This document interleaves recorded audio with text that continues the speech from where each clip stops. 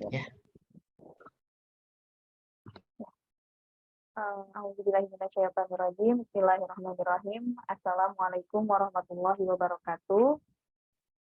Alhamdulillahirrabbilalamin. Arsala rasulahu bil huda wa dinil haq liyudhhirahu 'ala dini kullihi wa kafa billahi syahida. Asyhadu an la ilaha illallah wa asyhadu anna Muhammadan abduhu wa rasuluhu alladzi la nabiyya ba'da. Rabbi shrah li sadri wa yassir li amri wahlul 'uqdatam min lisani yafqahu qawli. Rabbi zidna ilman warzuqna fahman birahmatika ya arhamar rahimin. Allahumma ati nufusana taqwaha wa zakkiha anta khairu man zakkaha anta waliyuha wa maulaha. Alhamdulillahirabbil alamin. Kita bisa bertemu lagi. Segala puji bagi Allah ya Bu ya. Kita bisa berjumpa lagi setelah beberapa lama vakum. Alhamdulillah Allah pertemukan lagi kita di kajian di KKN ini, di kelompok karyawati wilayah ke kelompok karyawati ngaji. Kali ini kita ada di pertemuan keempat. Alhamdulillah Ibu kondisinya sudah membaik dan semoga semakin baik Ibu, semoga sehat walafiat lagi seperti sedia kala, dan semua yang sakit semoga Allah sembuhkan, dan semoga yang sedang sehat Allah jaga kesehatannya dengan sebaik-baiknya penjagaan. Salawat tak lupa salam semoga terlimpah curahkan kepada Rasulullah Shallallahu Alaihi Wasallam. Semoga kita tidak pernah lelah untuk menapaki jejak kehidupan beliau dan mengkaji sirahnya, mengkaji kehidupan beliau dan berikutnya, karena nanti kita suatu saat pasti akan membutuhkan syafaat beliau, dan tak mungkin kita mendapatkan syafaat kalau kita tidak mengenal beliau dan tidak mengikuti sunnah-sunnahnya. Alhamdulillah malam ini insya Allah kita akan membahas mengenai kerjasama bisnis dalam Islam. Tak panjang kala, mungkin langsung saja ke Ibu. Bu, tafadhol masykuran untuk menjelaskan, dan insya Allah kami siap untuk menerima ilmu hari ini. Ya, terima kasih banyak Neng Syifa. Kita mulai ya. Auzubillahiminasyaitonirrajim. Bismillahirrahmanirrahim. Assalamualaikum warahmatullahi wabarakatuh. Waalaikumsalam warahmatullahi wabarakatuh. Innal hamdalillah nahmaduhu wa nasta'inuhu wa nastaghfiruhu wa na'udzubillahi min syururi anfusina wa min sayyiati a'malina. May yahdihillahu fala mudhillalah wa may yudlilhu fala hadiyalah. Rabbi shrah li sadri wa yassir li amri wahlul 'uqdatam min lisani yafqahu qawli. Ya, alhamdulillah ibu-ibu, mbak-mbak semuanya. Akhirnya setelah kita libur sebulan ya. Sebulan kita libur. Akhirnya kita lanjutkan lagi kajiannya. Mohon maaf suara saya masih serak gimana gitu ya. Tapi insya Allah mudah-mudahan kita masih bisa fokus. Mudah-mudahan tidak batuk-batuk di tengah jalan. Karena kadang-kadang kalau sudah kebanyakan ngomong masih suka ada batuk-batuk sedikit. Ya, malam ini kita akan mulai masuk ke bahasan tentang bisnis ya. Jadi ciri khas bahasan di kajian kelompok karyawati ngaji ini memang lebih banyak ke masalah muamalah kontemporer ya. Sebelumnya sebetulnya yang menginisiasi kajian ini tuh alumni saya ya dulu. Beliau nanya terkait tentang riba. Dan saya bilang, ya udah daripada kita cuma bahas berdua, karena ini bahasan panjang, bahasan riba itu. Jadi saya bilang, yuk kita bikin kajian aja sekalian. Nah, akhirnya alumni saya ngajakin yang lain, ngajakin Syifa juga, ya terbentuklah kajian kita yang setiap hari Selasa malam ini ya. Nah, sebelum-sebelumnya kita sudah bahas terkait dengan riba. Berapa pertemuan ya kita bahas tentang riba. Kemudian kita juga sudah mulai lagi bahas terkait dengan bisnis, bukan bisnis ya masalah-masalah kontemporer lainnya. Nah, kemudian di bahasan-bahasan itu ternyata ada juga pertanyaan-pertanyaan yang terkait dengan akad-akad, kemudian terkait dengan bisnis, terkait dengan investasi gitu ya. Nah, jadi akhirnya mulai malam ini kita akan bahas terkait dengan kerjasama bisnis dalam Islam. Nah, sebelum kita masuk ke materi kerjasama bisnis itu ada kerjasama seperti apa saja, kita akan bahas dulu. Ciri khas bisnis dalam Islam itu yang pertama adalah halal. Nah, harus halal. Kenapa harus halal? Karena dalam Islam yang namanya bisnis itu adalah perbuatan.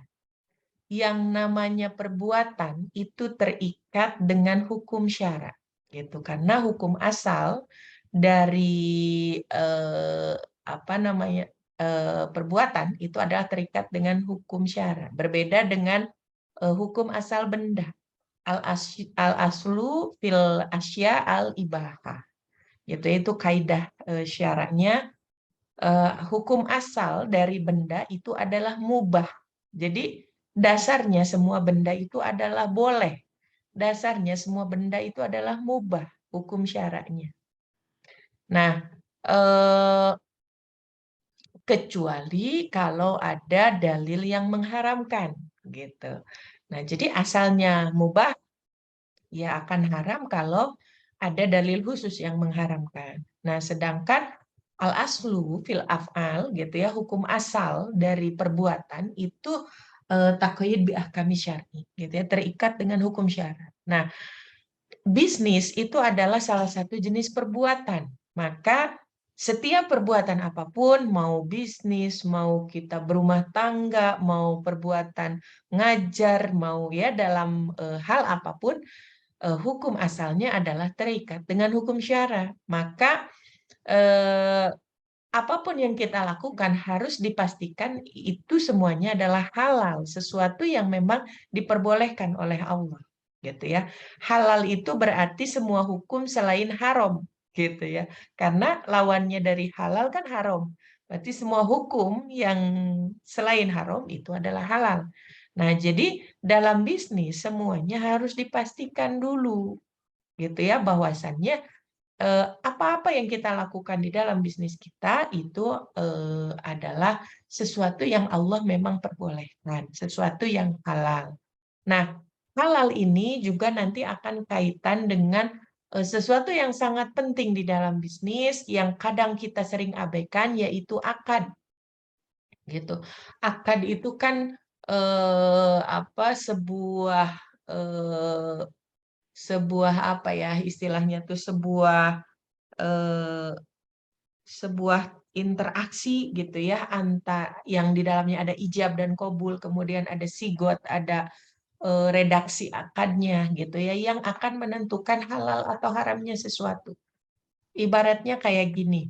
Pernikahan. Pernikahan itu kan ada akad. Akad itulah yang menentukan kehalalan sesuatu.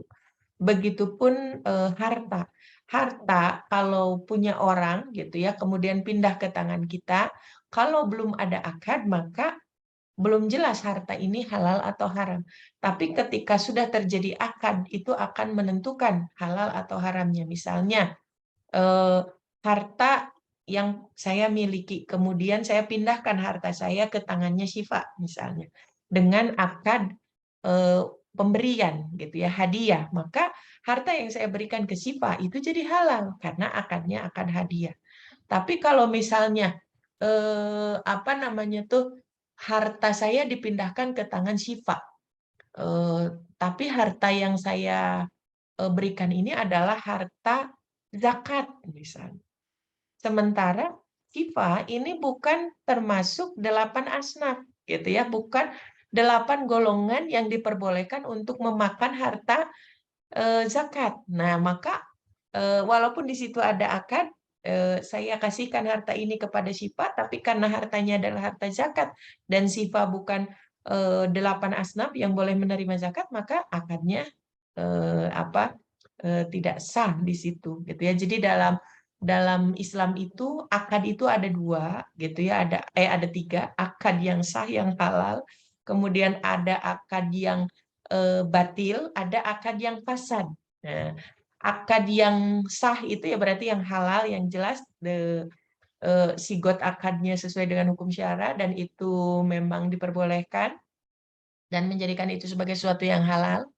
Kemudian kalau akad batil itu akadnya tidak sesuai hukum syara. Misalnya kayak tadi, saya ikhlas ngasih kepada Syifa harta zakat saya, tapi Syifa bukan 8 asnaf gitu ya, bukan 8 golongan yang berhak menerima zakat, maka tidak sah gitu ya si harta yang saya pindahkan, yang saya akadkan ke Syifa tadi gitu ya, karena batil, karena Syifa bukan 8 asnaf. Karena harta zakat itu hanya untuk 8 asnaf. Kecuali zakat fitrah. Kalau zakat fitrah kan hanya 2 asnaf saja, fakir dan miskin. Nah, kemudian ada juga akad yang fasad. Akadnya sih betul gitu ya, sesuai dengan syariat, tapi dalam prakteknya akad ini ada gorornya, misalnya penipuannya, ada pembohongan publik, ada kecurangan dan segala macam, sehingga akadnya ini jadi rusak, jadi fasad. Nah, jadi hal pertama yang harus diperhatikan oleh siapapun yang berbisnis, gitu ya, yang sudah berbisnis, yang mau berbisnis, yang baru berniat berbisnis, maka harus dipastikan dulu kehalalan dari bisnis kita, gitu ya. Kehalalan dari sisi akadnya tadi, gitu ya. Kemudian jenis bisnisnya apa, halal apa enggak. Kemudian bagaimana dengan partnernya, dengan pembiayaannya, dengan segala macamnya. Intinya semua hal yang terkait dengan bisnis kita harus dipastikan kehalalannya, gitu. Kalau kita mau berbisnis, karena tadi bisnis itu adalah bagian dari sebuah perbuatan kita, dan perbuatan hukum asalnya dalam Islam itu adalah terikat dengan hukum syara.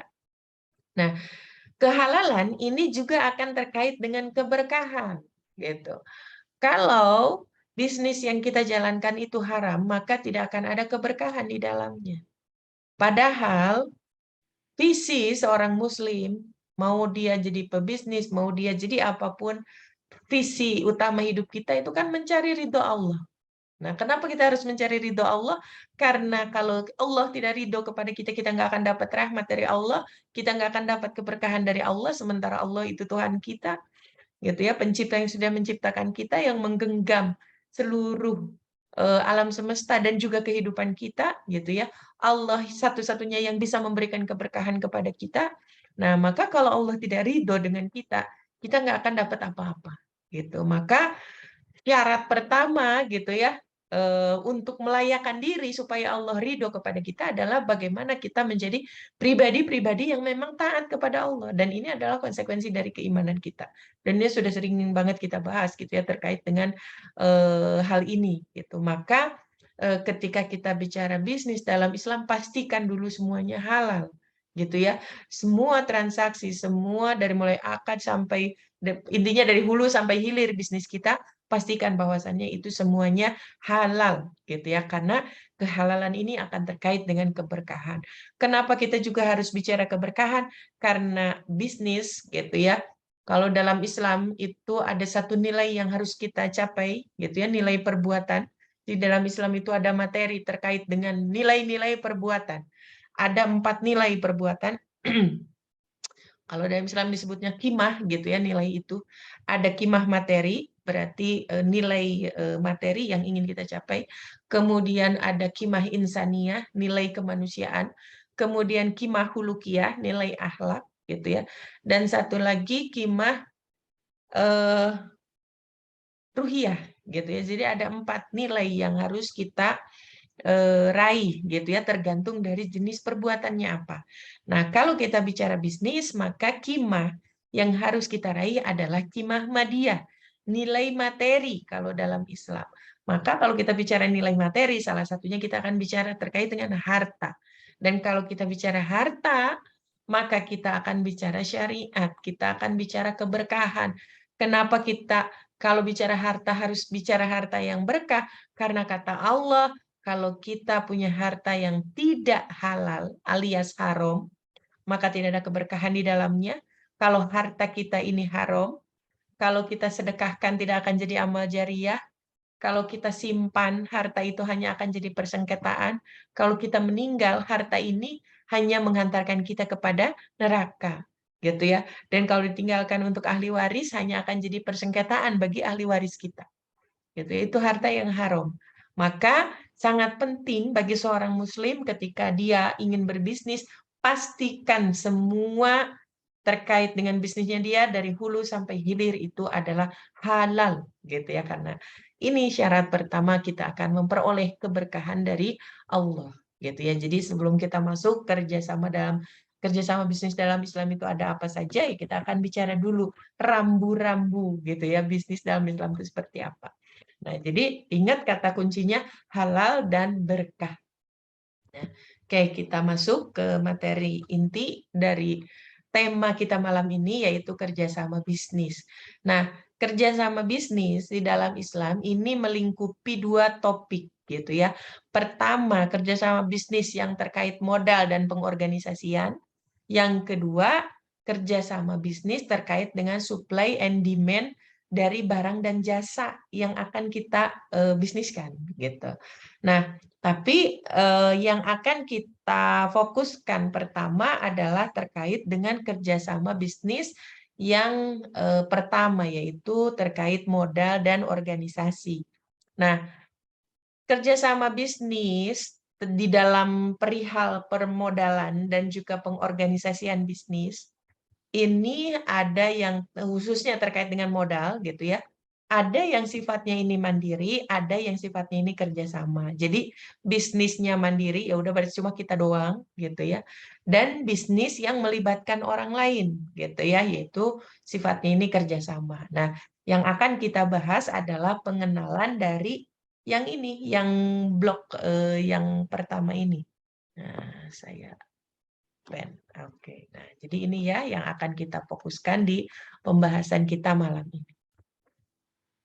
Malam ini mungkin kita lebih ke pengenalan ya, kita belum ke pendalaman melihat situasi suara saya sanggupnya sampai jam berapa karena ini pertama kalinya lagi saya ngisi malam-malam. Enggak, kedua kali karena sebelumnya ada yang ngajak live Instagram sejam cukuplah, masih masih bisa gitu ya dulu.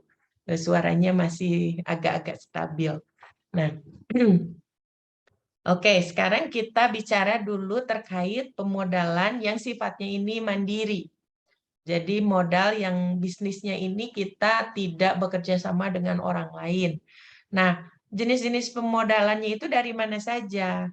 Yang pertama kita bicara modal pribadi gitu ya. Kita punya uang sendiri ya udah gitu ya. Tinggal jalanin aja bisnisnya kan gitu ya, udah nggak ada masalah kan, kita udah punya modal sendiri. Ini mah sesuatu yang gampang gitu ya. Kita punya niat usaha dan kita punya modal ya sudah tinggal jalan gitu ya. Nah, kemudian jenis pemodalan yang berikutnya kalau kita nggak punya nih nggak punya apa namanya tuh, nggak punya eh, modal gitu ya sendiri, ya kita bisa berhutang kepada orang lain. Tapi pelaku bisnisnya kita aja, kita tidak melibatkan orang lain ketika menjalankan bisnis. Jadi ini bisnis yang mandiri. Nah, apa modal berikutnya adalah hutang tanpa riba. Kita bisa meminjam uang misalnya ke suami kalau yang perempuan gitu ya yang sudah menikah, atau ke orang tua, atau pinjam ke saudara, atau pinjam ke teman gitu ya. Tapi hutangnya adalah hutang tanpa riba. Kenapa harus hutang yang tanpa riba? Nanti kita sudah bicara sebelumnya gitu ya, yaitu apa namanya tuh, banyak sekali alasan-alasan kenapa kita tidak boleh terlibat dengan riba. Nah, jadi bisa dicek nanti di rekaman-rekaman yang sebelumnya ya. Nah, yang berikutnya adalah pembiayaan syariah gitu ya. Kalau tadi kita bicara ke individu pinjemnya, kalau pembiayaan yang syariah ini bisa ke individu atau bisa juga ke lembaga. Pertama itu kita bicara qard gitu ya. Qard ini ya pinjaman juga, ya sama kayak tadi gitu ya. Kita berhutang, bisa ke hutangnya ke individu atau bisa ke lembaga. Kita minjem gitu ya, minjem ke misalnya ke apa tetangga kita gitu ya, ke saudara. Tapi ya tadi syaratnya adalah tanpa riba. Kemudian yang kedua gitu ya, itu ada yang dinamakan dengan nah, qard ini sendiri gitu ya, kalau kita mau mendefinisikan yang pertama dulu tadi biar agak lebih jelas. Qard itu adalah harta yang diberikan oleh pemberi hutang atau kreditor gitu ya kepada peminjam atau debitor gitu ya. Kemudian untuk dikembalikan dengan jumlah yang sama seperti yang kita pinjam. Misalnya pinjamnya berapa, kemudian apa namanya tuh, dikembalikan juga harus dengan jumlah yang sama seperti yang kita pinjam dan dalam jangka waktu tertentu gitu ya. Itu yang namanya qard atau pinjaman harta yang kita pinjam dari orang lain. Nah, kemudian yang kedua, jenis pembiayaan yang kedua itu apa? Jenis pembiayaan yang kedua adalah bei biadain wa biat taksid gitu ya, atau hutang dalam jual beli barang. Nah, contohnya apa hutang dalam jual beli barang ini? Contohnya adalah apa namanya tuh, kita membeli barang tapi dengan kredit. Nah, ini gitu ya. Jadi baby adain huabi atas taksit ini adalah kita melakukan pembelian barang tapi bayarnya belakangan. Gitu. Saya waktu bisnis buku awal-awal karena modal saya masih terbatas, dan sekarang juga sama sih gitu ya. Cuma bedanya kalau sekarang jangkanya sudah lebih cepat, itu pakai yang kedua. Jenis pembiayaan yang kedua yaitu bei biadain wa biataksid gitu ya. Jadi saya modalnya jual beli kredit. Jadi saya beli buku tapi bayarnya bertempo gitu. Biasanya saya dikirim dulu sama distributor besar, buku-bukunya ini gitu ya, di data semuanya harganya sekian juta misalnya untuk ininya. Nah, saya bayar dengan 3 kali gitu ya. Boleh seperti ini gitu. Atau kalau sekarang biasanya saya ambil di awal bulan atau di pertengahan bulan, semuanya lunas di akhir bulan gitu. Kalau sekarang seperti itu. Nah, jadi ini juga jenis pembiayaan yang meringankan gitu ya untuk orang-orang yang memang terbatas dari sisi modalnya.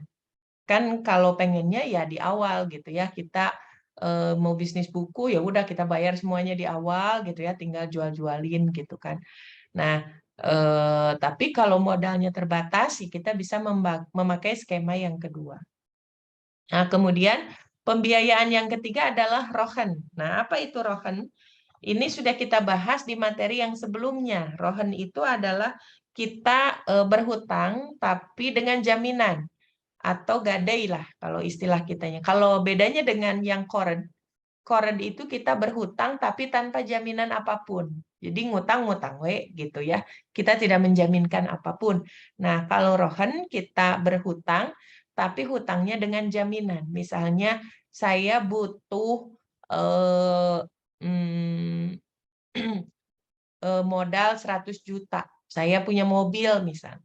Saya jaminkan mobil saya untuk mendapatkan pembiayaan 100 juta itu. Nah, boleh nggak gadai dalam Islam? Boleh asal memenuhi syariat, syarat-syaratnya. Apa syarat-syaratnya? Pertama, jaminan yang kita simpen itu harus melebihi harga dari pinjaman kita. Misalnya saya mau pinjamnya 100 juta, jadi mobil yang saya jaminkan harus lebih dari 100 juta harganya. Gitu. Jadi jangan mau pinjamnya 100 juta, ternyata mobil saya harganya hanya 30 juta. Nah, nggak boleh seperti itu. Tidak sah itu jaminannya. Maka saya harus menjaminkan barang yang harganya lebih dari utang saya. Bisa mobil misalnya, kalau 100 juta kan bisa sawah, misalnya sertifikat sawah gitu ya, atau misalnya sertifikat rumah atau apa gitu kan.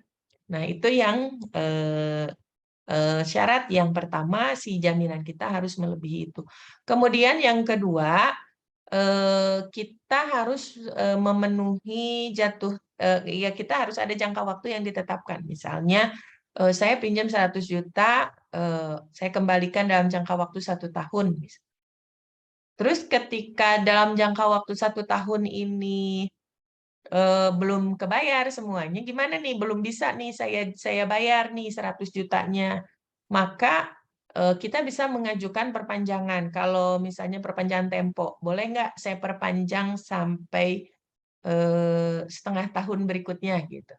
Kalau boleh ya berarti kan saya masih punya tempo setengah tahun. Kalau ternyata jatuh tempo saya belum bisa bayar lagi nih. Terus gimana gitu ya? Dan orangnya nggak mau memperpanjang lagi utangnya. Nah, maka yang harus dilakukan adalah jaminan yang kita simpan itu dijual. Dijual si jaminannya, kemudian hasil penjualan itu, misalnya mobil saya yang saya jaminkan berhasil dijual 130 juta, gitu ya. Dan kan utang sayanya 100 juta. Maka 100 juta itu dibayarkan ke yang memberikan pinjaman dan 30 jutanya dikembalikan ke saya karena itu hak saya. Nah, itu gadai yang benar menurut syariat.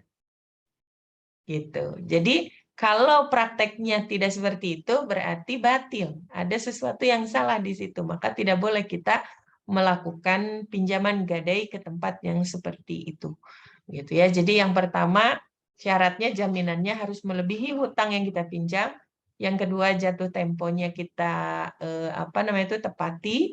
Kalau ada jatuh temponya, kemudian kalau jatuh temponya sudah tidak bisa kita penuhi, kemudian si jaminan itu kita jual. Bisa kita yang menjualnya ataukah yang memegang, yang meminjamkan uangnya. Gitu ya. Jadi beliau yang menjual si barang jaminan itu, kemudian 100 juta dia ambil karena kita utangnya 100 juta dan tidak boleh dilebihkan. Kemudian karena setiap kelebihan itu adalah riba gitu. Kemudian sisanya itu dikembalikan kepada saya gitu ya yang meminjam karena tadi mobil saya dijual 130, hutangnya 100. Jadi yang 30 jutanya itu milik saya. Kemudian selama masa tempo berhutang, barang yang digadaikan itu tidak boleh dimanfaatkan oleh yang memberikan pinjaman. Karena setiap manfaat yang diperoleh dari hutang itu adalah riba juga, gitu ya. Jadi nggak boleh tuh, misalnya ada yang ngegadein emas ke kita, perhiasan 10 gram misalnya. Kan hutangnya 1 tahun misalnya. Kan daripada nganggur perhiasannya, saya mau kondangan ya udah saya pakai dulu aja gitu perhiasannya. Nah, ini nggak boleh gitu ya. Jadi yang seperti ini tidak boleh. Karena setiap manfaat di dalam gadai itu adalah haram gitu. Nah, kemudian yang keempat, jenis pembiayaan yang keempat adalah murabahah. Nah, apa itu murabahah? Ini juga pernah saya lakukan gitu ya. Murabahah itu adalah jual beli barang pada harga asal dengan tambahan keuntungan yang disepakati. Jadi biasanya ada 3 pihak kalau murabahah. Pertama adalah yang punya barang pertama. Misalnya gini, contoh realnya seperti ini. Dulu ketika saya mau ke Belanda, saya butuh laptop. Sementara saya nggak punya uang untuk beli laptop. Atau saya, yang kasus yang sebelumnya, sebelum saya beli laptop itu pernah beli motor. Jadi saya mau beli motor, tapi saya nggak punya uang. Kalau ke leasing kan nggak boleh gitu ya. Ke leasing itu nggak boleh. Kenapa? Nggak boleh. Pertama ada 2 akad di dalamnya gitu ya. Akad pinjaman dan juga jaminan gitu ya. Sewa menyewa gitu ya. Jadi nantilah itu kita bahas secara khusus kalau terkait dengan leasing. Nah, saya punya 2 pilihan untuk membeli motor ini. Saya cari Agnia, orang yang mau meminjamkan saya sejumlah uang. Sejumlah uang untuk beli motor ini. Jadi akadnya akad utang, pinjam meminjam. Atau pilihan kedua adalah murabahah ini. Jadi saya cari Agnia, orang yang punya uang, saya punya pengen beli motor, motornya udah saya cari, udah saya keceng, ini saya mau beli motor ini. Waktu itu saya beli motor yang pertama punya saya itu Honda Legenda 2. Nah, tahun berapa ya motornya itu? Pokoknya saya belinya tahun 2006-an awal gitu. Nah, di akan murabahah ini, si Agnia ini yang saya cari orang kaya ini, jadi beliau yang membelikan dulu motornya. Jadi motornya beliau beli ke orang yang sudah saya keceng tadi motornya yang mau saya beli. Jadi beliau beli si motor itu, motornya jadi hak milik beliau dulu. Kemudian beliau jual ke saya dengan skema kredit. Nah, beliau ambil dulu untung, misalnya waktu itu tuh harga motornya 5 juta. harga motornya 5 juta, kalau misalnya beliau mau ngambil untung 1 juta, 2 juta, 3 juta gitu ya, ya terserah, tergantung lamanya saya nyicil kan. Misalnya beliau ambil untung 500.000 atau ambil untung 1 juta. Boleh nggak? Boleh, ini bukan riba. Karena ini jual beli. Tapi nanti beliau menjual ke sayanya kredit. Jadi kelebihan yang beliau ambil itu bukan riba, tapi itu keuntungan jual beli. Karena beliau menjual motornya ke saya dengan jalan kredit. Nah, kemudian saya bayarnya dengan cara nyicil. Gitu ya, dengan cara nyicil. Nah, tapi kalau yang motor pada saat itu Agnia yang saya hubungi, beliau nggak mau yang skema yang kedua. Mbak Endang, saya cuma mau minjemin uangnya aja ya, alhamdulillah. Jadi saya waktu itu pinjem gitu ya ke beliau untuk beli motornya, kemudian saya bayar utangnya itu per bulan. Waktu itu per bulan 400.000 saya cicil gitu ya. Nah, kemudian yang kedua adalah pada saat saya butuh laptop itu pas mau ke Belanda waktu itu saya butuh dan kami lagi nggak punya uang, jadi saya pakai akad yang kedua ini yang murabahah. Jadi saya cari orang yang bisa memberikan pembiayaan kepada saya, kemudian mereka survei lihat dulu gitu ya. Si laptopnya mana sih yang dipengenin sama Mbak Endang ya, mereka cariin. Kemudian mereka beliin dulu tuh si laptopnya gitu ya.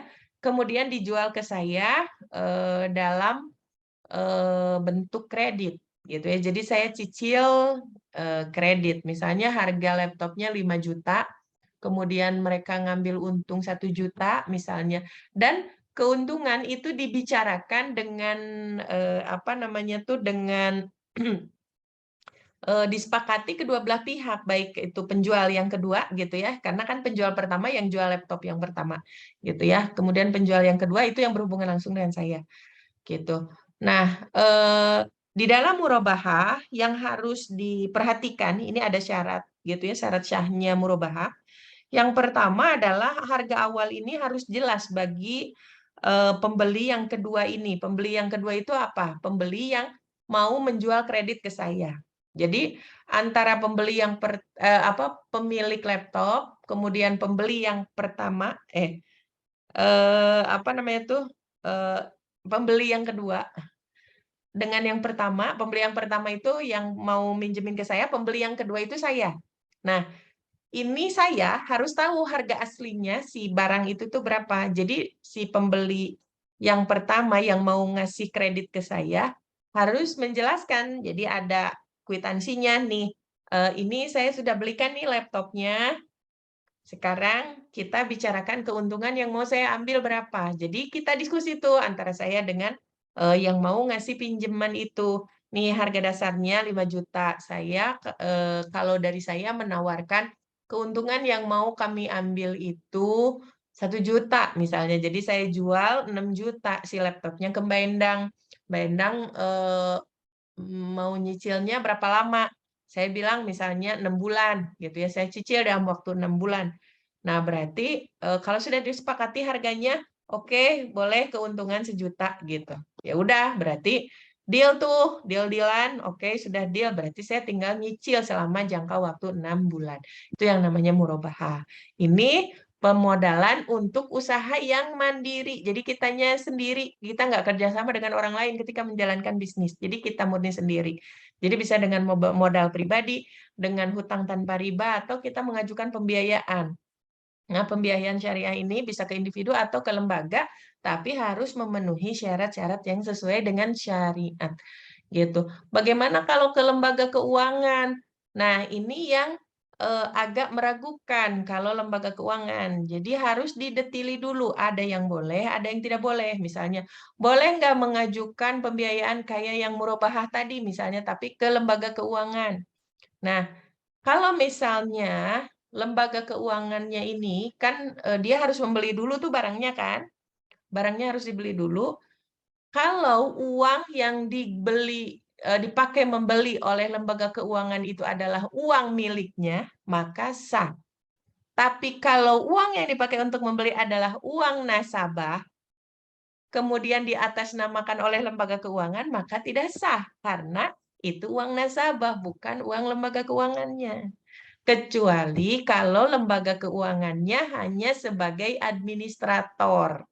Jadi dipertemukan antara saya dengan orang yang nabung di lembaga keuangan itu misalnya. Jadi dipertemukan, kemudian ini Mbak Endang butuh laptop gitu ya.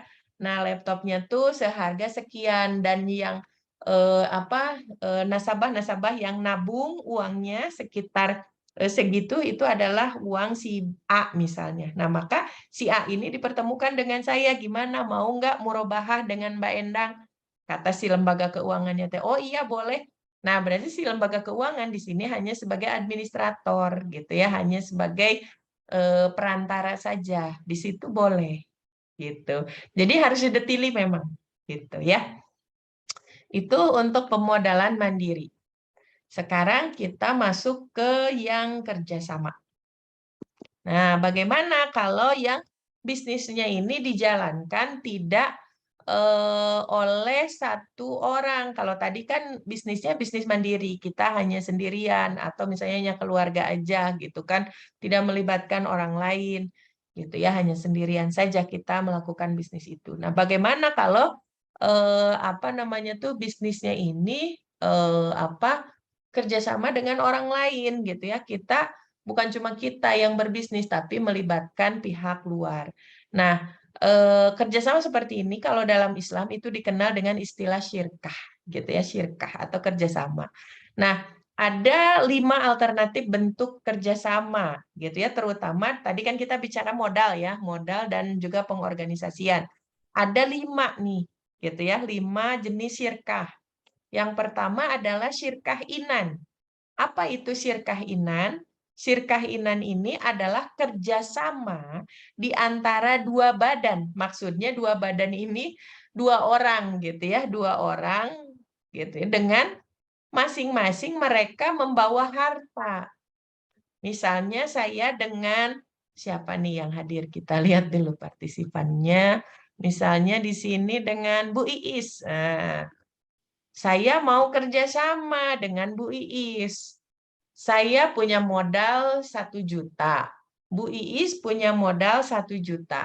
Kita sama-sama apa namanya tuh bersepakat untuk bekerja sama, berbisnis bersama, bisnis kuliner misal. Nah, jadi saya bawa modal, Bu Iis bawa modal. Kemudian kita berdua sama-sama mengelola bisnis kuliner itu. Kemudian keuntungan yang diperoleh maka dibagi gitu ya. Sistemnya adalah sistem bagi hasil. Yang namanya sistem bagi hasil, untung sama-sama dibagi, rugi sama-sama juga dibagi gitu ya. Jadi porsinya apa namanya itu porsi keuntungannya bisa dibicarakan karena misalnya modal saya dengan Bu Is kan sama, tadi sama-sama 1 juta, misalnya prosentasenya sama. Bu Is 50% dari keuntungan, saya juga 50% dari keuntungan. Misalnya seperti itu. Dan keuntungan ini setelah di hitung biaya produksi dan segala macam gitu ya, bersihnya oke bulan ini kita dapat keuntungan sekian. Gitu ya kan, keuntungan tuh modal gitu ya, modal semua, modal awal uangnya berapa, tenaga dan segala macam dihitung harga dasar gitu ya, bayar listrik, bayar telepon dan segala macam gitu ya. Oke, dapatlah keuntungan bersih. Nah, keuntungan bersih itu kemudian dibagi 2 antara saya dengan Bu Iis karena porsi modalnya kan sama, porsi kerjanya juga sama misalnya. Nah, jangka waktu perhitungan ini bisa disepakati bersama, mau hitungannya ya udah per bulan. Nah, per bulan ini apa mau akhir bulan dihitungnya atau awal bulan depannya gitu ya. Itu tergantung kesepakatan, nanti tergantung dari akad. Ini yang namanya syirkah inan. Jadi syirkah atau kerjasama antara dua badan. Dua badan itu ya orang gitu ya, dua orang dengan masing-masing orang ini membawa harta gitu. Kemudian mereka bersama-sama untuk mengelola sebuah jenis usaha, kemudian keuntungan yang diperoleh mereka dibagi gitu ya di antara mereka dengan kesepakatan sesuai dengan akad yang sudah dibuat. Itu syirkah inan. Kemudian yang kedua adalah syirkah abdan. Nah, apa ini syirkah abdan? Ini adalah kerjasama yang dilakukan oleh 2 orang atau lebih dengan badan. tanpa harta dari mereka. Kalau tadi saya dengan Bu Iis sama-sama bawa harta, sama-sama mengelola bersama. Jadi ada modal, ada tenaga yang kita keluarkan. Nah, kalau yang kedua, kita nggak punya modal, kita nggak bawa harta masing-masing, gitu ya. Tapi kita bersepakat, kita punya keahlian yang sama, misalnya Bu Is guru, saya juga guru. Ya udah Bu Is, yuk kita bikin itu yuk, bikin lembaga bimbel misalnya, les buat anak-anak gitu ya. Nanti kita bikin lembaga, keuntungannya kita bagi 2 gitu. Nah, jadi sirkahnya itu, kerjasamanya itu kita hanya modal tenaga, bukan modal uang. Nah, kemudian ternyata bisnis lesnya ini berkembang gitu ya. Nah, nanti keuntungannya dibagi sesuai dengan kesepakatan gitu. Nah, gimana kalau awalnya misalnya saya hanya Bu Iis hanya dengan Bu Iis aja gitu ya. Gimana kalau misalnya ternyata ada yang lain yang mau bergabung? Maka tidak boleh di tengah jalan ada orang bergabung. Jadi batalkan dulu sirkah yang pertama gitu ya. Kalau ada penambahan anggota itu batalkan dulu, akhiri dulu sirkah dengan yang pertama, kemudian bikin akad baru dengan tambahan orang yang baru. Kalau di kita tuh kan seringnya gini, yang pertama berakad berdua, tiba-tiba di tengah jalan ada satu orang ikutan gitu ya, tanpa memperbaharui akad. Nah, ini yang tidak boleh. Jadi harus jelas semuanya kalau dalam Islam. Nah, kemudian yang berikutnya gitu ya, setelah kita bicara apa namanya tuh syirkah abdan, yang ketiga adalah syirkah mudorobah. Nah, disebut juga dengan kirod. Apa itu syirkah mudorobah? Syirkah mudorobah itu apabila ada badan dan harta melebur untuk melakukan kerjasama. Kalau tadi harta dan badannya ini bersatu di dalam orang-orangnya, misalnya tadi saya Bu Iis, saya bawa harta 1 juta, Bu Iis bawa harta 1 juta, kemudian kita mengelola sama-sama, itu yang inan kan. Nah, kalau mudorobah, harta dan badan ini di pihak yang berbeda. Jadi misalnya Bu Iis punya harta, saya punya keahlian bisnis. Tapi saya nggak punya modal. Bu Iis punya modal, tapi tidak punya keahlian bisnis misalnya. Tapi pengen mengembangkan hartanya. Ketemulah dengan saya. Kata Bu Iis, Bunda Ibah, yuk kita bikin usaha yuk. Saya yang kasih modalnya. Oh boleh Bu Iis, kebetulan saya ada ide usaha. Tapi saya nggak punya modal misalnya. Nah, ini sirkah mudorobah. Jadi ada sohibul mal, pemilik harta, dan ada mudoribnya, orang yang mengelola usahanya. Gitu ya. Nanti keuntungannya disepakati sesuai dengan akad yang sudah dibuat. Bisa jadi prosentasenya misalnya 60% untuk pengelola dan 40% untuk pemilik modal. Kemudian atau bisa jadi 30% untuk pemilik modal dan 70%-nya untuk pengelola. Kok pengelola lebih banyak sih persentasenya? Ya karena dia yang mengelola, yang menjalankan bisnis dari mulai mikir, marketing dan segala macam. Pemilik modal mah hanya ikut memantau, memberi saran gitu ya, tapi tidak ikut campur dalam urusan bisnisnya. Gitu. Nah, yang keempat ada yang dinamakan dengan syirkah wujuh atau kerjasama antara 2 badan dengan modal dari pihak luar. Kalau tadi syirkah abdan, itu hanya modal tenaga doang, gitu ya. 2 orang bersepakat. Misalnya, saya tadi dengan Bu Iis bikin lembaga les, lembaga bimbel. Tapi kan kita nggak ngeluarin modal, kita hanya pakai tenaga masing-masing. Nah, ternyata berkembang nih lesnya. Aduh, kita butuh sewa tempat untuk base camp gitu ya, buat kantor, buat ngajar gitu. Aduh, kayaknya kita sekarang sudah mulai butuh modal nih Bu Iis. Oke, yuk kita nyari yuk pemilik modal. Misalnya di sini ada siapa nih? Kita lihat lagi ya. Nah, misalnya ada Mama Jalu ya tadi misalnya. Mama Jalu punya modalnya gitu ya, tapi Mama Jalunya tidak punya keahlian mengajar. Misalnya saya cuma punya modal aja. Ya udah yuk kita bikin kesepakatan baru. Jadi Syirkah Abdan yang sebelumnya saya dengan Bu Iis dibatalkan dulu, kemudian kita bikin akad baru dengan Syirkah Wujuh di mana yang mengelola bisnisnya saya, yang punya tenaganya saya dengan Bu Iis, tapi modalnya dari Bunda Zalu gitu. Jadi itu yang namanya syirkah wujuh. Nah, jadi satu orang atau bisa juga dua orang atau lebih, intinya modalnya bukan dari para pengelola aja. Modal uangnya maksudnya. Jadi para pengelola cuma modal badannya doang gitu. Modal tenaganya. Nah, kemudian yang terakhir ini ada yang dinamakan dengan syirkah mufawadah, mufawadah gitu ya. Nah, apa ini syirkah mufawadah ini? Ini adalah kerjasama atau syirkah yang dibentuk oleh dua orang gitu ya atau lebih yang menggabungkan dua jenis syirkah gitu ya, bisa apa namanya tuh inan dengan wujuh gitu ya, kemudian abdan dengan wujuh, kemudian misalkan sirkah inan dengan mudorobah gitu ya. Ya intinya menggabungkan dua konsep dan ini biasanya lebih kompleks lagi daripada sirkah-sirkah yang sebelumnya. Nah, jadi ini materi pengenalan kita gitu ya untuk pertemuan pertama terkait dengan apa namanya tuh perkenalan gitu ya, mengenal jenis-jenis kerjasama bisnis dalam Islam. Tadi kita sudah bicara kalau misalnya bisnisnya sendirian gimana gitu ya, kalau mandiri gitu ya. Nah, kita lihat ya. Nah, di sini bisa dengan modal pribadi, kemudian bisa juga dengan kita berhutang, tapi berhutangnya ke individu misalnya, atau dengan pembiayaan syariah, gitu ya, ada dengan beberapa jenis macamnya.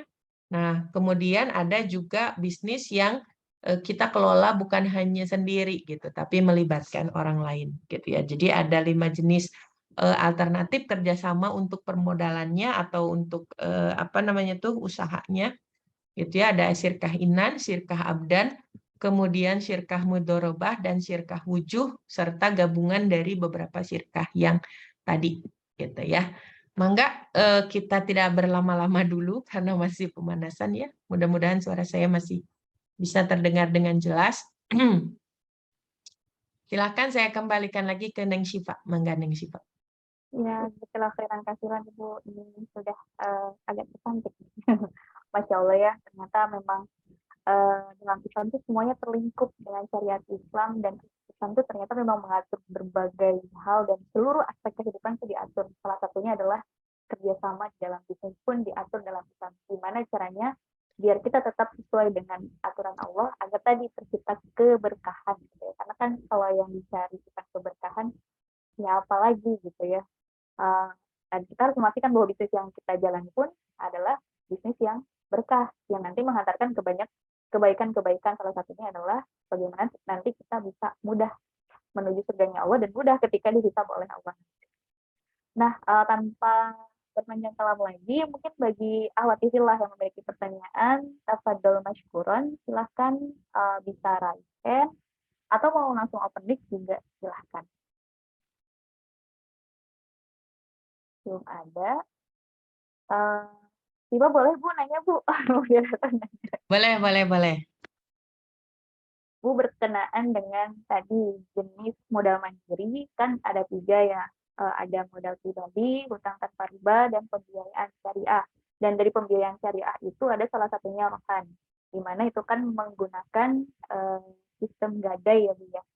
Dan salah satu ini ya syaratnya adalah jaminan dibayarkan sesuai sama dengan yang dipinjam dan sisanya itu diberikan kepada pemilik jaminan. Nah di sini juga mau nanya Bu, jaminan itu nantinya tuh ketika dijadikan jaminan itu jatuhnya kepemilikannya tuh kepada siapa Bu? Apakah kepada pemilik barang yang awal atau memang sudah menjadi hak miliknya orang yang memiliki orang yang memberikan pinjaman? Ya, ini pertanyaannya bagus. Jadi ketika kita menggunakan skema yang rohan atau yang gadai, nah kita kan menjaminkan, oh iya, ada satu lagi saya yang lupa ya. Tadi kan jaminannya harus nilainya itu harus di atas dari utang pinjamannya. Nah, itu yang pertama. Yang kedua, jaminan sesuatu yang kita jaminkan itu harus benar-benar milik kita. Jadi harus sudah jadi hak milik. Nah, dalam KPR atau dalam leasing, ini jadi nyinggung ya karena apa namanya tuh nanti ada yang dijaminkan. Sepemahaman saya selama ini gitu ya, ketika kita misalnya KPR mengajukan KPR pembiayaan rumah, kita beli rumah, bayarnya kredit. Nah, biasanya kan si developer ini suka menggayat lembaga-lembaga pembiayaan. Nah, menggayat lembaga pembiayaan, kemudian dengan jaminan SHM si rumah yang kita cicil itu. Nah, ini nggak boleh. Kenapa? Karena si rumah yang kita cicil, sertifikatnya itu kan rumahnya bukan milik kita. Gitu ya. Jadi nggak boleh kita menjaminkan sesuatu untuk berhutang gitu ya dengan sesuatu yang belum menjadi milik kita sepenuhnya. Itu tidak boleh. Kemudian yang batil yang berikutnya adalah di sini akadnya jadi tidak jelas. Akadnya tuh jual beli kredit atau pinjam meminjam uang gitu. Kalau jual beli kredit itu ada skemanya tersendiri. Kalau pinjam meminjam itu juga ada skemanya tersendiri. Jadi tidak boleh terjadi dua akad dalam satu transaksi. Nah, begitupun dengan leasing. Gitu ya, ketika kita pinjam leasing itu pinjam leasing. Kita beli motor misalnya atau beli mobil, kemudian kita menjaminkan sesuatu gitu ya. Nah, jaminannya itu adalah BPKB si kendaraan yang kita cicil. Nah, itu nggak boleh. Karena kan kendaraannya bukan milik kita. Kalau mau, ya tadi, gitu ya, kita mengajukan pembiayaan ke sebuah lembaga, syaratnya tidak boleh riba, ya, ingat-ingat, tidak boleh riba. Kemudian kita menjaminkan sesuatu, tapi yang dijadikan jaminannya itu adalah harta yang benar-benar sudah menjadi milik kita sepenuhnya. Misal kita punya mobil satu sebelumnya, kita mau beli motor, nah yang kita jaminkan adalah BPKB mobil kita, itu nggak masalah gitu ya, yang dijaminkannya BPKB mobil, karena BPKB mobil mana udah jadi milik kita. Gimana Bu kalau misalnya ternyata mobilnya masih nyicil juga? Ya jangan, itu kan lagian kalau masih nyicil kan biasanya belum dikasihin BPKB-nya gitu. Jadi nggak boleh seperti itu gitu ya. Jadi harus jelas nih kalau dalam Islam. Kenapa? Karena ya tadi kalau kita pakai skema gadai gitu ya, pinjaman yang memberikan jaminan, kan kalau kita nggak bisa bayar, maka si harta yang dijaminkan itu kan akan dijual, gitu ya, akan dijual kemudian dibayarkan sesuai dengan hutang yang kita pinjam. Kayak tadi, misalnya hutangnya 100 juta, ya dibayarkannya 100 juta. Mobilnya setelah dijual 130 juta, maka yang 130 jutanya itu dikembalikan ke yang meminjam. Bukan menjadi hak milik apa yang memberikan pinjaman. Kalau dalam Islam gitu ya, setiap muamalah itu ada prinsip yang harus dipegang, yaitu tidak boleh ada pihak-pihak yang terzolimi, muamalah apapun. Mau jual beli, mau pinjam, meminjam, dan segala macam, maka tidak boleh ada yang dirugikan. Tidak boleh ada yang dizolimi. Itulah keadilannya Allah. Gitu ya, karena syariat itu dibuat oleh Allah, dan Allah tidak punya kepentingan apapun kepada manusia. Beda kalau aturan itu dibuat oleh manusia, pasti akan dibuat sesuai dengan kepentingan. Kayak kita kalau kita menjual pasti pengen untung, gitu ya. Berlaku curang ya nggak masalah, yang penting untung kan gitu. Kalau pembeli dia pengennya dilebihkan, nggak mau kurang, tapi giliran kurang nggak mau ngomong gitu. Nah, jadi kalau manusia itu akan cenderung kepada salah satu kepentingan ya sesuai dengan kepentingannya dia. Nah, sedangkan kalau syariatnya Allah, Allah tidak punya kepentingan apapun terhadap manusia, maka Allah tidak akan merugikan salah satu pihak, gitu ya, salah satu pihak. Dan bahkan kalau dalam transaksi, gitu ya, kalau kita berakad dalam syirkah, Allah itu langsung jadi saksinya, gitu ya, langsung jadi saksinya.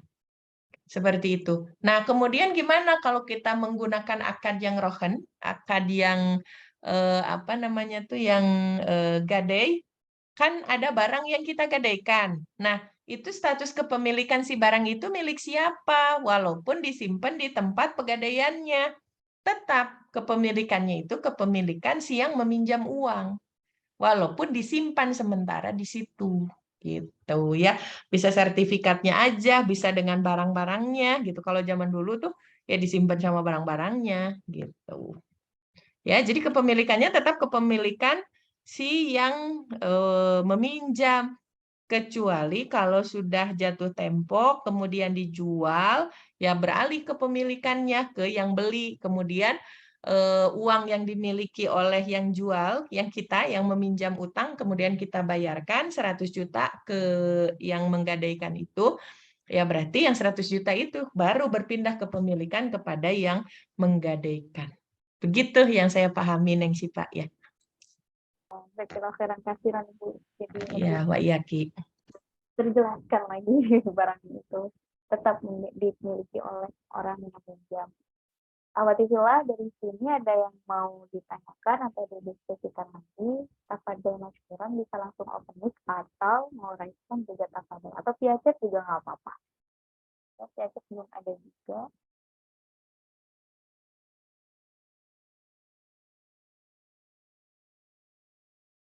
Semoga masih stay on ya. Ibu melanjutkan yang tadi boleh nggak sih Ibu? Supaya jadi ada Boleh, pertanyaan. boleh.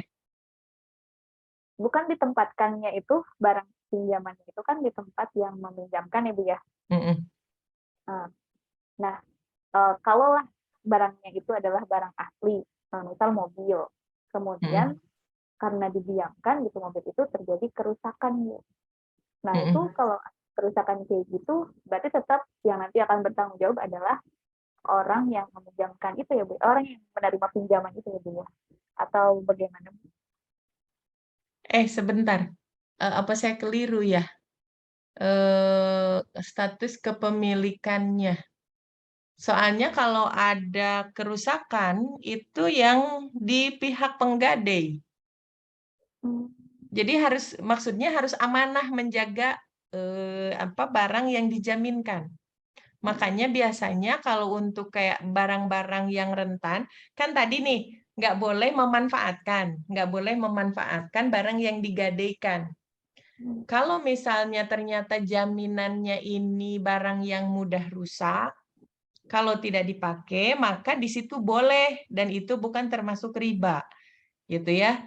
Nah, jadi boleh digunakan oleh penggadai, orang yang menggadaikan maksudnya, boleh dimanfaatkan karena kalau tidak dimanfaatkan si barang yang digadaikan ini akan rusak.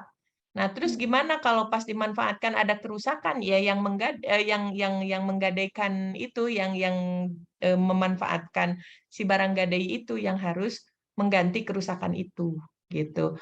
Nah, kalau zaman dulu itu saking nggak punya uangnya itu ada yang menggadaikan itu dengan jaminan barang-barang yang mudah busuk misalnya jaminannya kayak misal makanan apa gitu ya kalau lebih dari berapa bulan gitu ya si jaminannya hilang. Nah, disinilah akhirnya hukum syara itu muncul. Jadi barang jaminan itu jangan yang sampai eh, apa namanya tuh akan hilang zatnya gitu ya di masa akhir tempo. Jadi yang harus terjaga. Makanya biasanya jaminannya itu barang-barang berharga kayak misalnya logam mulia, kemudian kendaraan. Nah, tapi kan kalau zaman dulu tuh kendaraannya nggak kayak mobil. Kalau mobil kayak sekarang gitu ya, mobil, motor, pesawat gitu ya. Kalau sekarang kan benda mati kendaraannya. Kalau zaman dulu itu kan makhluk hidup. Misalnya kayak kuda gitu kan, unta gitu ya barang jaminannya. Terus gimana kalau misalnya apa namanya tuh si untanya harus dikasih makan gitu kan harus kalau nggak dikasih makan maka dia mati gitu. Maka yang ngasih makan siapa ya? Itulah kenapa boleh dimanfaatkan kalau kendaraan. Jadi misalnya untanya dipakai, kemudian ya kalau mau pakai ya harus sampai dikasih makan gitu. Itu yang saya pahami. Tapi nanti saya cek lagi ya. Kok saya asa rada ragu, Iya, iya, jadi Bu. nggak fokus.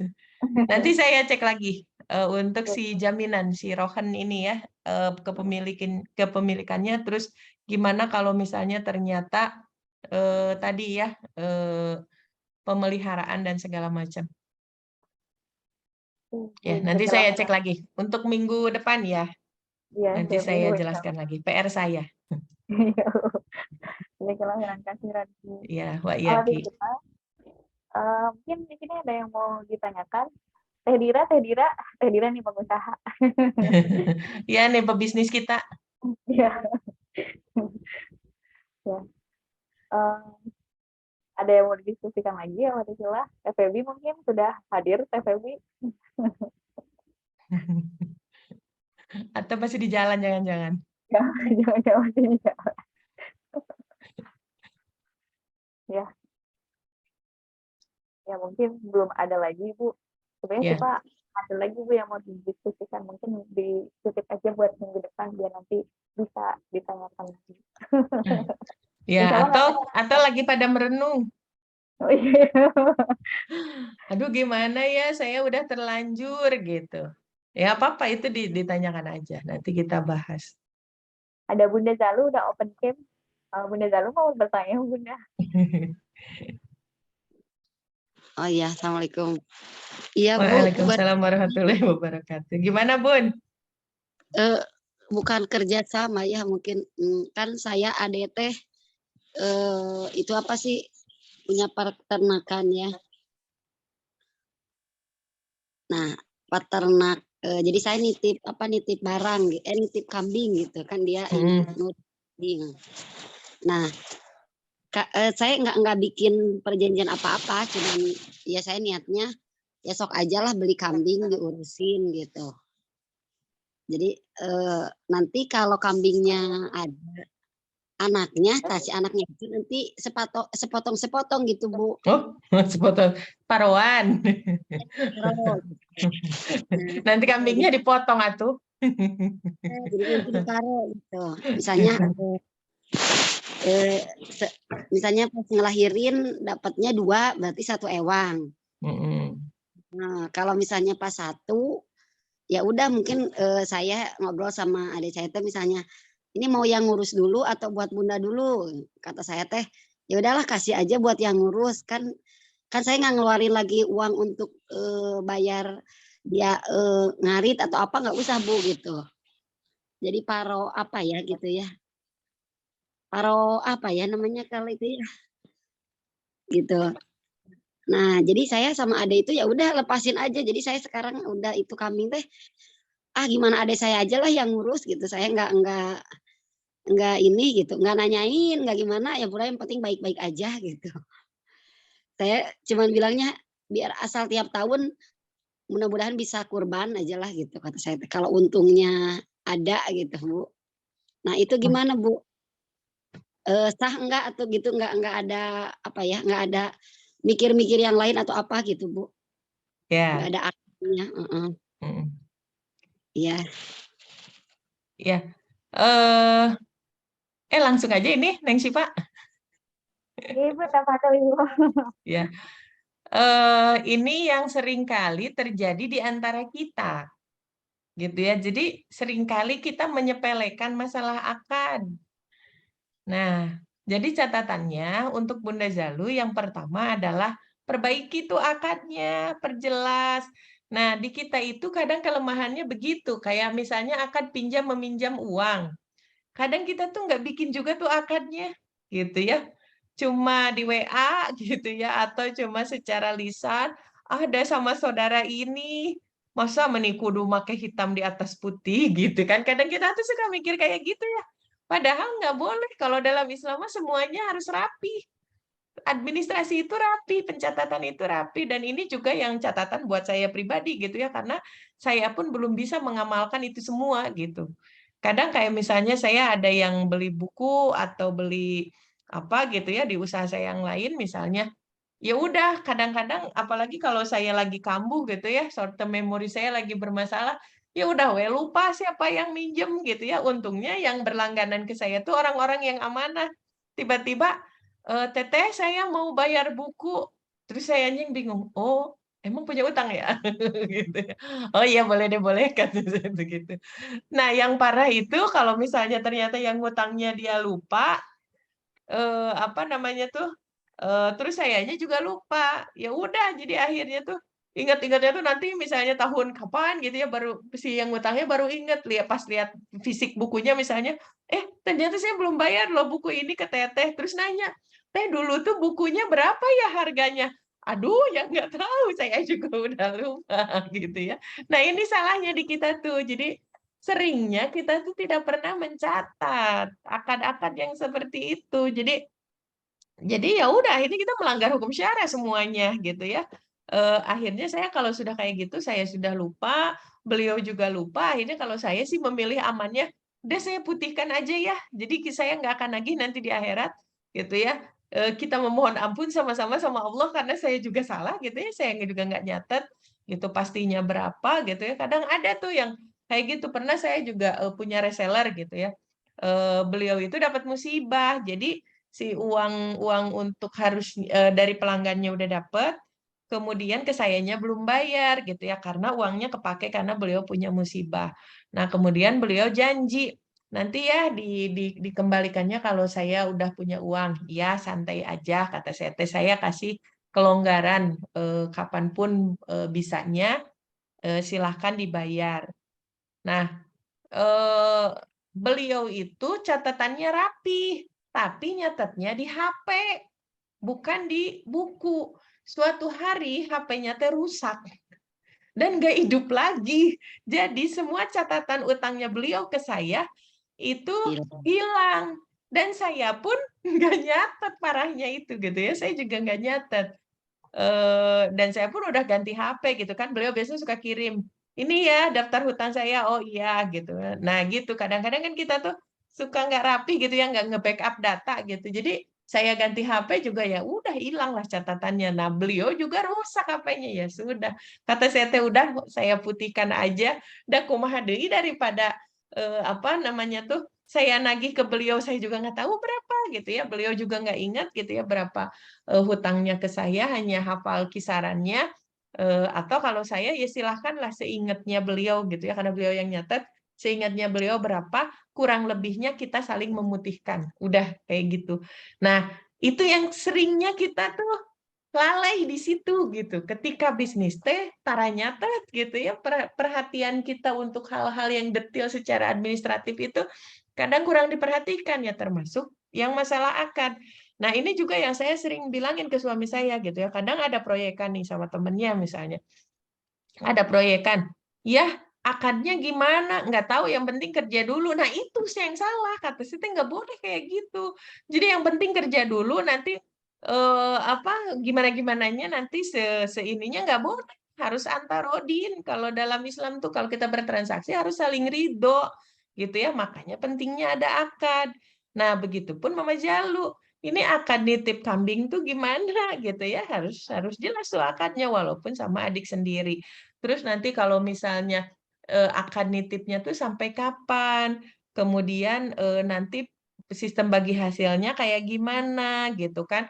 Terus kalau misalnya ada pembiayaan, nah jenis sirkahnya sirkah apa, kan harus jelas. Kalau kita punya modal, modalnya kambing, terus kemudian kita lepas tangan nggak ngelola, berarti kan, bisa ke sirkah yang tadi ya, yang kita punya badan, kemudian, kita punya modal, kemudian orang lain yang, mengelola modal kita, yang mengembangkan modal kita. Nah, itu prosentasenya berapa? Nah, harusnya prosentasenya kalau kita hanya ngasih modal, kemudian kita tidak ikut mengelola apapun, biasanya prosentasenya harusnya lebih besar untuk pengelola. Jadi kalau separuh-separuh, itu sebetulnya menguntungkan kita, tapi merugikan yang mengelola sebetulnya. Jadi biasanya, prosentasenya itu lebih besar si pengelola. Misalnya bisa tadi 70-30, 40-60 gitu kan. 60-40 gitu ya. Jadi 40 kita dapat, 60-nya yang mengelola gitu. Jadi itu juga harus jelas. Kemudian gimana kalau misalnya ternyata kambingnya mati sebelum waktunya kurban, sebelum waktunya lahiran, ternyata mati semuanya. Nah, kalau dalam Islam gitu ya, bagi hasil itu semuanya, mau untung dibagi, mau rugi dibagi. Nah, gimana kalau misalnya ternyata rugi kayak tadi misalnya kambingnya mati, maka yang rugi kerugian ini dibagi. Kerugian tenaga dan waktu dan segala macam yaitu ditanggung oleh pengelola. Nah, kerugian modal nggak balik itu ditanggung oleh pemilik modal. Gitu. Jadi nggak ada keuntungan. Kan baliknya modal itu dengan keuntungan. Gitu. Begitu Mama Zalu. Jadi mungkin harus dibicarakan lagi dengan adiknya gitu ya, diperbaharui akadnya seperti apa gitu ya, biar jelas. Jadi karena gini, kalau saya tuh ngerasa banget pentingnya pencatatan, pentingnya rapih pengorganisasian, rapih apa namanya tuh rapih administrasi dan segala macam lah gitu. Karena dalam Islam yang namanya bisnis bukan hanya bicara bisnis, nanti ada hukum syara ikutannya, termasuk salah satu contohnya zakat. Nah, ketika zakat kita jual beli, misalnya kita bisnis itu kan ada zakatnya, zakat perdagangan. Nah, itu harus nunggu 1 tahun. Modalnya dihitung dulu berapa modal yang dikeluarkan, semuanya ditotal apakah sudah melebihi nisab. Ada nisab zakat, ada nisab emas. Kalau nisab emas itu 85 gram emas. Kalau nisab zakat itu 200 gram.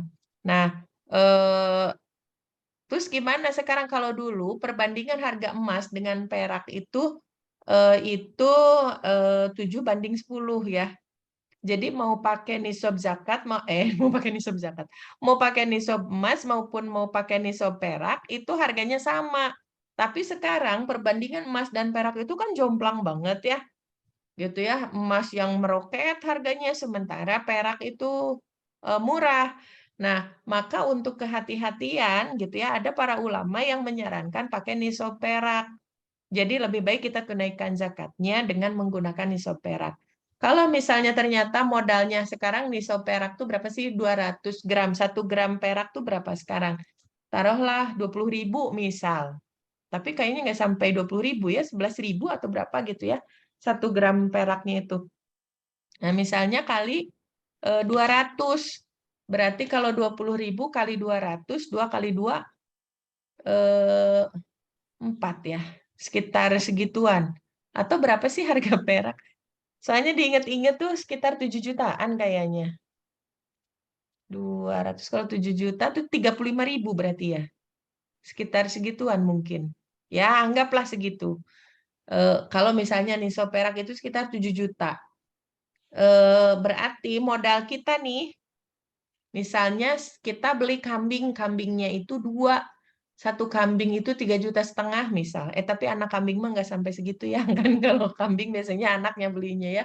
Misalnya 5 lah taruh gitu ya. Satu harga anak kambing itu 1,5 juta. Belinya 5 kambingnya berarti 5 kali tapi nanti itu zakat peternakan ya, kecuali kambingnya buat bisnis. Nah, jangan kambing lah. Nanti itu lebih kompleks lagi. Bisa masuk zakat peternakan atau zakat perdagangan kalau dibisniskan. Misalnya saya lah gitu ya, bisnis buku gitu ya. Modal saya yang pertama taruhlah misalnya 8 juta. Awal saya bisnis buku. Maka ditunggu haulnya nih 1 tahun. Ternyata setelah 1 tahun modal dan keuntungan segala macam di total-total ternyata 14 juta. Gitu ya, kan sudah melebihi nisab zakat perak. Maka yang dihitung adalah semuanya yang 14 jutanya. 14 juta dikali 2,5%. Nah, kalau misalnya gimana kalau misalnya tahun pertama modalnya ini kurang dari nisab perak. Nisabnya misalnya 7 juta, modalnya hanya 5 juta. Berarti walaupun sudah setahun kita tidak wajib zakat. Gitu ya, walaupun misalnya setelah modal plus keuntungan itu lebih dari 7 juta. Tidak dizakatkan. Kenapa? Karena modal awalnya kurang dari nisab. Kalau misalnya tahun berikutnya kan udah lebih dari nisab zakat perak kan, gitu kan. Maka untuk tahun selanjutnya lagi, kalau ternyata untung lagi lebih dari nisab, maka harus dizakati sesuai dengan hasil perolehannya. Gitu. Jadi dalam Islam tuh bisnis tuh nggak hanya bicara bisnis untung rugi, tapi nanti ada hukum syara berikutnya. Itu yang pertama. Kemudian pentingnya pencatatan dan juga pengorganisasian yang rapih itu pada saat kita meninggal. Ini yang sering kita lalaikan, ini yang sering kita lupakan. Oke, akad di antara kita berdua, misalnya, Mama Zalu dengan adiknya Mama Zalu, itu clear. Karena dua-duanya masih ada. Misalnya kan kita nggak pernah tahu ya, usia itu, apalagi sekarang gitu ya, ada orang yang, ke orang sudah bilang jag-jag waringkas gitu ya, yang sehat, nggak kelihatan sakit, nggak apa-apa, tiba-tiba meninggal. Gitu. Nah, kalau kita nggak tahu, nah nanti kan kalau misalnya itu memang harta kita, kan jadi harta waris gitu ya. Nah, karena dia harta waris, berarti kan harus didata tuh, harta kita tuh apa aja. Kalau kita punya utang, utang ke siapa aja, kan harus ditunaikan. Kalau kitanya nggak punya catatan, maka berat nanti gitu ya untuk ahli waris. Karena bisa jadi ada orang-orang yang kayak kayak waktu almarhum ibu sama bapak mertua saya wafat ya.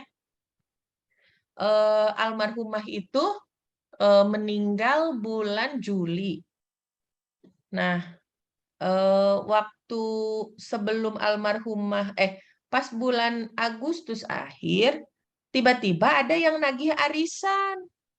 Katanya beliau kan dulu tuh ibu suka megang arisan. Nah, arisannya itu sudah diserahkan sebetulnya. Tapi katanya beliau ini yang nagih arisan ini katanya dapet, tapi uangnya belum sampai ke beliau. Nah, kata kita terus nagihnya tuh lewat orang lain. Kenapa nggak langsung ke kita, ke ahli warisnya? Padahal kan beliau tahu kita ada di mana.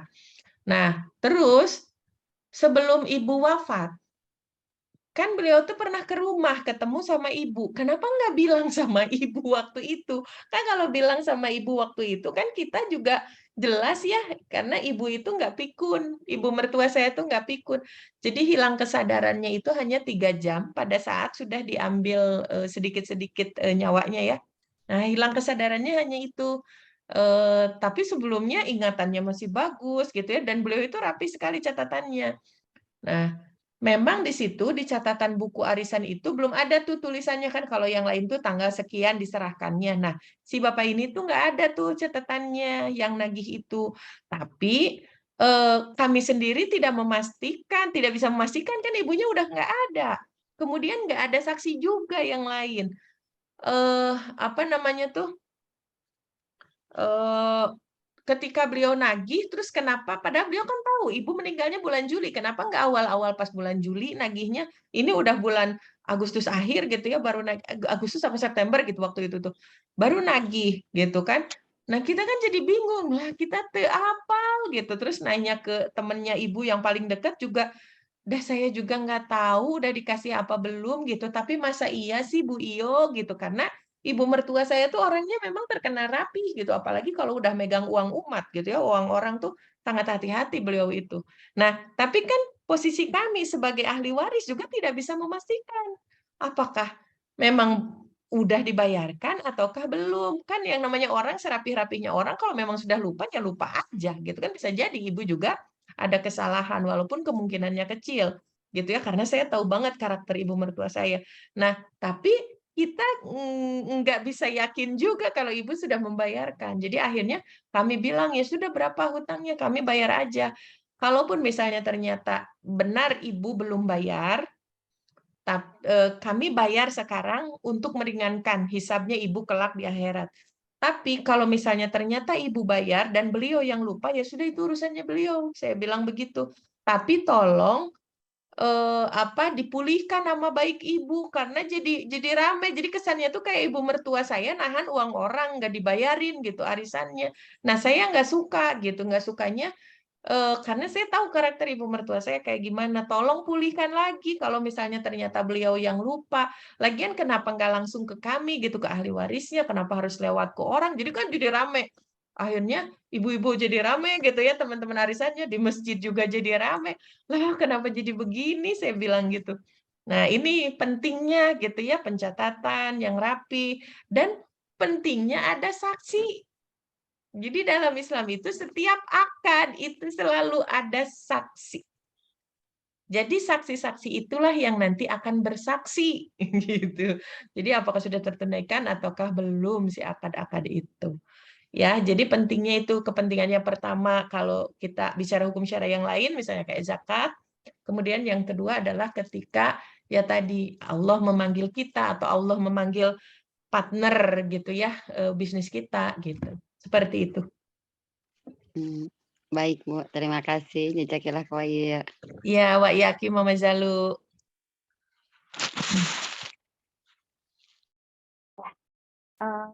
Dari Ahwadillah ada yang mau didiskusikan atau ditanyakan lagi? Tafadhol mashkuron. Atau Bu, kita sudah lewat. Tadi kita mau sampai jam 9 aja. Ini sudah jam 9:10. Mungkin dicukupkan saja ya Bu untuk hari ini. Insya Allah kita lanjutkan lagi di pekan depan. Ibu mau closing statement dulu? Ya, paling singkat aja ya dari saya tadi seperti yang sudah kita bahas di awal. Dalam Islam itu semuanya sangat rapih. Islam itu agama yang sempurna dan semua aturan yang Allah berikan bagi kita itu bukan untuk kepentingannya Allah, melainkan untuk kemaslahatan kita. Jadi kalau masih ada keberatan dalam hati kita untuk total bersyariat, berarti kita nggak mau memaslahatkan diri kita sendiri artinya gitu ya, karena hukum Allah itu justru untuk kemaslahatan kita, bukan untuk kemaslahatannya Allah. Gitu. Itu aja dari saya. Mangga Neng. Masya Allah, jazakillah khairan kasiran, jazakillah khairan kasiran Ibu untuk materi hari ini yang sangat luar biasa. Insya Allah kita bertemu lagi minggu depan dan afatillah jazakumullah khairan kasiran. Semoga Allah menjaga kesehatan kita semua. Semoga Ibu lekas dipulihkan lagi dengan pulihan yang paripurna, kesehatan yang paripurna, dan untuk afatillah yang sedang sakit semoga Allah lekas sehatkan, dan yang sedang sehat semoga Allah jaga kesehatannya dan Allah mampukan untuk menjaga kesehatan. Mungkin hari ini kita cukupkan sampai di sini. Mohon maaf untuk segala kekurangan dari kita, karena kekurangan adalah dari kita pribadi, sementara kelebihan ini dari Allah, dan kebenaran mutlak milik Allah. Kita tutup sama-sama kajian kita hari ini dengan istighfar 3 kali. Astagfirullahaladzim, astagfirullahaladzim, astagfirullahaladzim. Hamdalah, alhamdulillahirabbil alamin, wa doa kafaratul majlis. Subhanakallahumma wa bihamdika asyhadu an la ilaha illa anta astaghfiruka wa atubu ilaik. Wassalamualaikum warahmatullahi wabarakatuh. Ibu jazakillah khairan katsiran. Alhamdulillah jazakallahu khairan katsiran. Waalaikumsalam warahmatullahi wabarakatuh. Wa iyyakum.